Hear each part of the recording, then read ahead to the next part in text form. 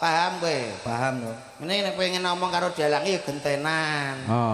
Nek aku omong kowe ndang muni tir, kok aku ganti sing mundur, kowe sing maju. Omong. Aku tir kowe meneng. Meneng. Ngoten nggih Pak nggih. Nggih, siap. Kersane adil kepenak anggenipun ngomong ngobrol kalih panjenengan. Betul. Nggih. Luar biasa dalu punika, Pak. Saestu. Wis pokoke napa nderek dedonga kagem sedaya warga mriki mugi-mugi tansah pikantuk berkah barokah. Amin. Sinaketke rezekinipun. Amin.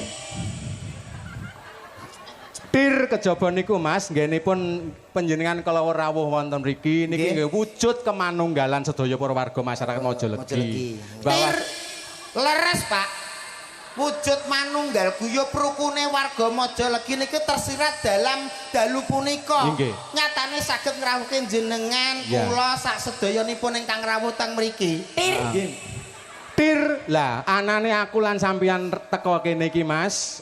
Aku harus sampean didhawuhi supaya atur lelipur. Jangkepi Mas Komet, jangkepi hajat niate bersih desa sing neng kene iki. Iki sing digelar tiap tahun Mas Komet neng kene. Tiap tahun kudu wayangan ngono. Tir. Nggih, soalé napa to? Wonten sedekah dusun iki awujudipun napa? Nguri-nguri kabudayaan. Ngreksa bumi mriki bilih punapa bumi mriki pinaringan mulya subur. Tir kejaba ki Majalegi iki nek dieling-eling bener apa sing mbok kandhake Mas. Iki mung sak baris nanging ora kena sina genteng. Wayangan iki dirajing kaya ngene, ngrawuhke komet dodok saka kono. Biayane pira? Jali aja ngono kuwi. Kathah lho. Kathah. Iya to? Heeh.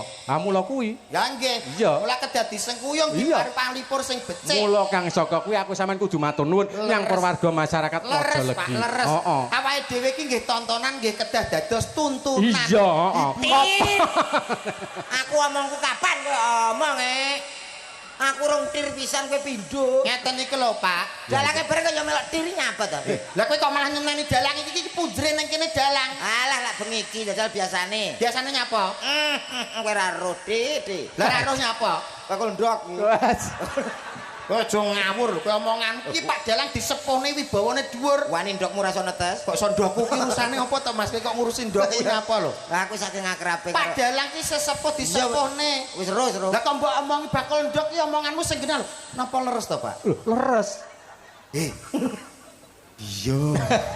Anu biasane ngoten iki ndok asin. Lah kok ngurusi ndok asin barang nyapa to? Aku takon Kowe iki sir tuku apa njaluk? Mboten nggih. Wadumu. Nyuwun to mrene. Pak Dalang niku ndoke wah suwae sae, Pak. Sae. Piro ndoke? Guru.